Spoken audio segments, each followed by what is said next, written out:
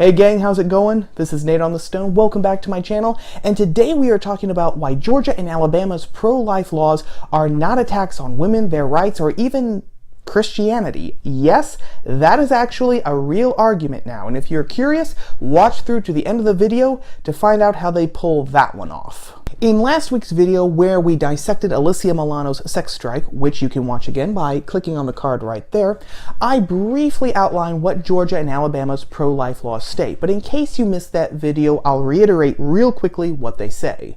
Basically, Georgia's bill outlaws abortions after a heartbeat can be detected in an unborn baby, usually 6 weeks after conception, with exceptions for rape or incest, where a woman can get an abortion up to 20 weeks after conception. The Alabama law, however, takes things a little further and basically bans all abortions, even for cases of rape or incest, making it one of the firmest pro-life laws in the country as of this recording. The outcry has been astonishing. You would have thought that these states had completely rescinded women's suffrage and that men in Alabama and Georgia had received official government sanction to basically chain their wives to their kitchen sinks. And with that outcry came a horde of panic, misinformation, and actually outright lies about what these bills say and their entire purpose for being.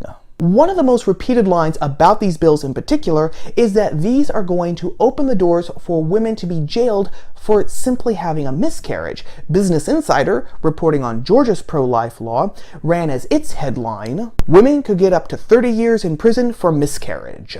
The article said that women who perform their own abortions would be charged with first-degree murder, and that a woman who suffered a miscarriage because of her own actions, like if she was taking drugs, could be charged with second-degree murder. Business Insider got this piece of news from an article from Slate, which ran as its headline, "Georgia just criminalized abortion. Women who terminate their pregnancies would receive life in prison."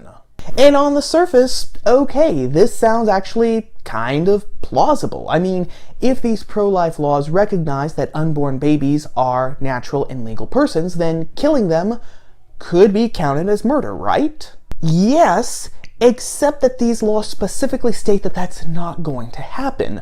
Writing about Georgia's pro-life law in National Review, David French says that Georgia Section Code 1612-140 states clearly that the only people who will be charged with abortions are going to be the third parties who actually perform the abortions, not the women who seek abortions themselves. French continued by saying that the Georgia Section Code actually goes further in its section about feticide, where it says, quote, "Nothing in this code section shall be construed to permit the prosecution of any woman with respect to her unborn child," unquote. So in other words, women in Georgia are not going to be jailed for getting an abortion even after this bill becomes law, and they're definitely not going to be jailed for suffering a miscarriage, whether they bring about that miscarriage through their own actions or not. And Alabama's pro-life law says the exact same thing if you read Section 5, which states, quote, "No woman upon whom an abortion is performed or attempted to be performed shall be criminally or civilly liable," unquote. But what about rape and incest? Well, again, Georgia's law makes specific exceptions for cases of rape or incest, saying that a woman who becomes pregnant through one of these crimes can actually receive an abortion up to 20 weeks after conception.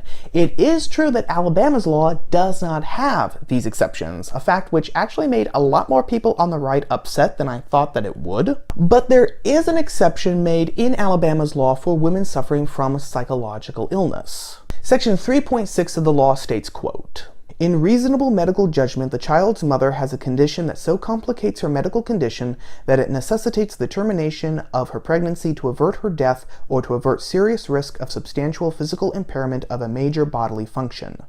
This term does not include a condition based on a claim that the woman is suffering from an emotional condition or a mental illness which will cause her to engage in conduct that intends to result in her death or the death of her unborn child. However, the condition may exist if a second physician who is licensed in Alabama as a psychiatrist with a minimum of 3 years of clinical experience examines the woman and documents that the woman has a diagnosed serious mental illness, and because of it, there is reasonable medical judgment that she will engage in conduct that could result in her death or the death of her unborn child."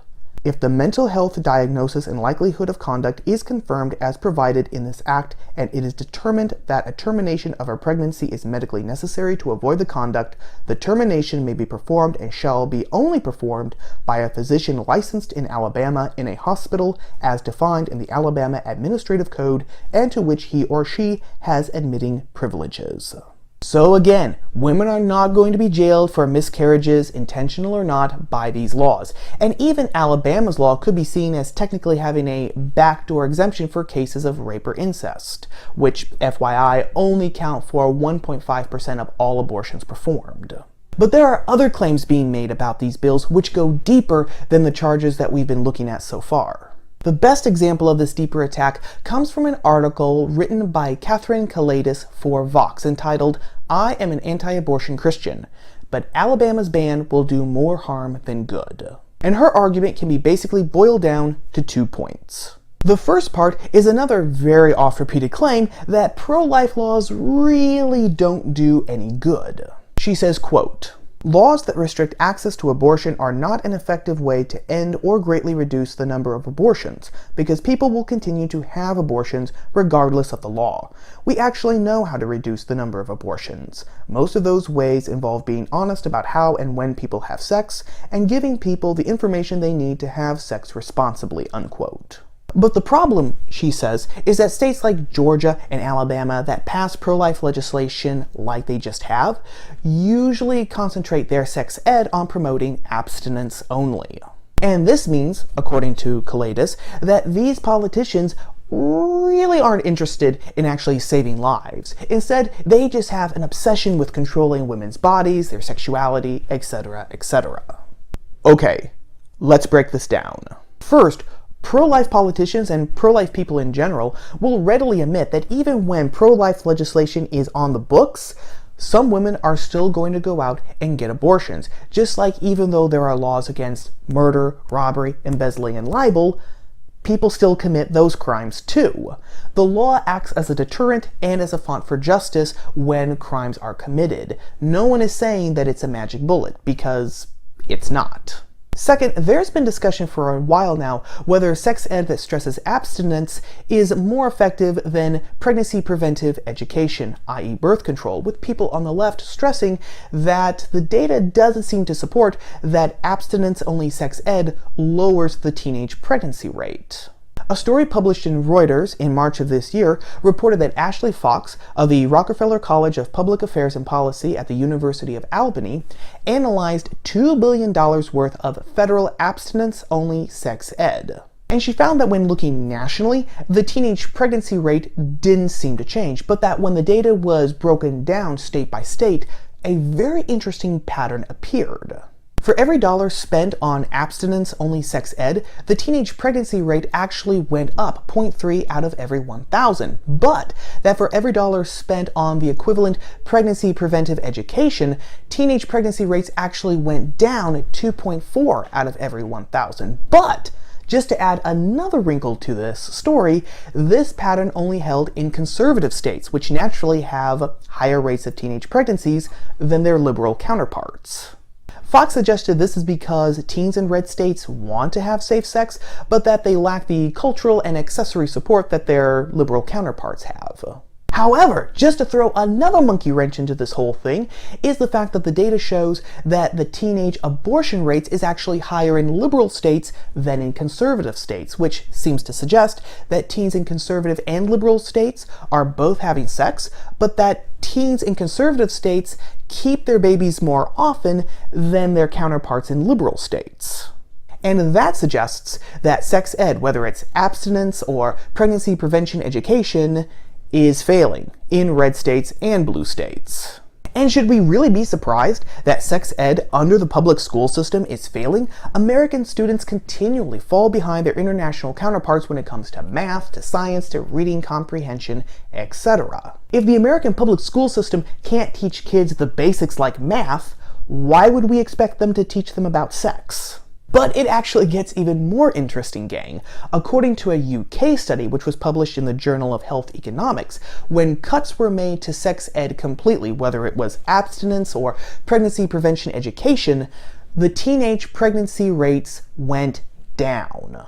And I know correlation does not mean causation, but this might actually be the real deal because of this little interesting fact. The teenage pregnancy rate went down the most in the school districts that had sex ed funding slashed the most. So no, Miss Calatus, sex ed isn't going to be the magic bullet that miraculously ends teen pregnancies. But she wasn't quite done. She continued her Vox article by saying that if, quote, laws like those recently passed in Alabama and Georgia succeed, they will not bring an end to abortion. Instead, they will punish the most marginalized and the most vulnerable, low-income people, women of color, and victims of rape and incest. These are the very people that my Christian faith demands I protect, and using abortion policy as a covert means by which to dictate the sexual behavior of another person strikes me as a deeply unchristian act. Claiming that you're defending the innocent when in fact you're trying to find a way to enforce highly debatable standards of purity runs counter to everything I understand about the message of Jesus. Every human being is made in the image of God. For this reason, I cannot compel the actions of others with respect to their bodies and lives. I cannot tell them when to have sex or when to have children. I cannot tell another woman what to do when she finds herself pregnant after a rape or pregnant with cancer or pregnant without a paycheck, unquote. Yeah, kinda sounds like she's employing the Alicia Milano interpretation of Christianity here. First and foremost, these laws are not mandating anything, especially not some sort of debatable standard of purity. These laws are actually reminding people, men and women, regardless of color, income, education level, etc., that there are consequences to their actions. There's that whole natural link between sex and babies, which is why we even have the idea of safe sex to begin with. And that if you have sex and then the woman finds herself pregnant, guess what? You're parents, with all the responsibilities that that entails. These laws are actually reminding people to have self-control and to be responsible, both things which can be seen in Christianity. Think back to Jesus saying that if a man looks lustfully at a woman, he's already committed adultery with her, and that if your eye causes you to sin, it's better to pick it out, throw it away, and keep on going than to keep both of them in, because it's better to enter heaven with one eye than to go down to the other place with both of them. And I know that's not meant to be taken literally, but it is meant to shake us up, to make us scrupulous about our own actions, and to get us actually to practice self-control. Second, pro-life laws are protecting the most marginalized, the unborn babies whom Calidas admits are unique human beings because they're the ones who are being protected from the abortionists' chemicals and forceps, something that a robust Christianity would, I would guess, be all in favor for. But pro-life laws also protect women. First, again, it helps to remind women that there are consequences to their actions because, again, only 1.5% of abortions happen because of rape or incest, which will in turn hopefully help them postpone having kids until after they're married, because study after study after study has shown that waiting to have kids until after the wedding actually improves a whole bunch of factors. On top of that, it's going to prevent more women from actually getting abortions because the dirty little secret that Planned Parenthood and NARAL don't want us to know is that legal and safe abortions aren't really all that safe. In an article published in the Christian Post, Dr. Frida Bush, a pro-life gynecologist, quote, warned against the notion that possible complications from abortions are only minor. She explained that medical abortions and surgical abortions can cause severe bleeding, infections, and other serious injuries, and asserted that abortion clinics often do not have the specialty doctors needed to handle complications, and in some cases, leave a suffering woman to get to the emergency room by themselves, unquote. And backing this up is the fact that according to the Center of Disease Control, since 1973, 400 women have died through safe and legal abortions. Now, some people might say 400 women in a 46-year time period, that's not really a big deal. Maybe not, but there's also the matter that that number probably is larger than 400. We just don't know how many women have actually died through supposedly safe and legal abortions because, again, according to Dr. Bush, states really don't keep accurate numbers on that sort of thing. Pro-life laws are not crafted by men who are obsessed with making women second-class citizens. They are not meant to hurt women, to strip them of their rights, or anything like that. They are meant to actually treat unborn babies and women with human dignity by protecting both of them. That is something that everyone should be able to get behind. But what say you? Are pro-life bills like those just passed in Georgia and Alabama the way of the future? Should pro-life bills always include exceptions for rape and incest? Or has everything that I've just said 180 degrees out of focus, and these bills will strip women of their rights and thus make them second-class citizens, whether that's the intention of the people who pass these bills or not? As always, let me know your thoughts, ideas, opinions down in the comments section below. Well, that about wraps up everything for right now, gang. As always, if you liked the video, whether you agreed with me or not, don't forget to show your support by giving it a like and sharing it with your friends on Facebook, Twitter, and all the other social media platforms. And if you like videos about the culture, politics, and religion, but from a different POV, then don't forget to subscribe to the channel and to ring the bell for notifications, so that you will always know when I publish new videos just like this every Tuesday. Videos you're not going to want to miss. As always, thanks for watching, for giving me a little bit of your day. Thank you to everyone who has subscribed to my channel. I appreciate each and every one of you. And I will see you all again here, gang, next week on Top of the Stone. Ciao.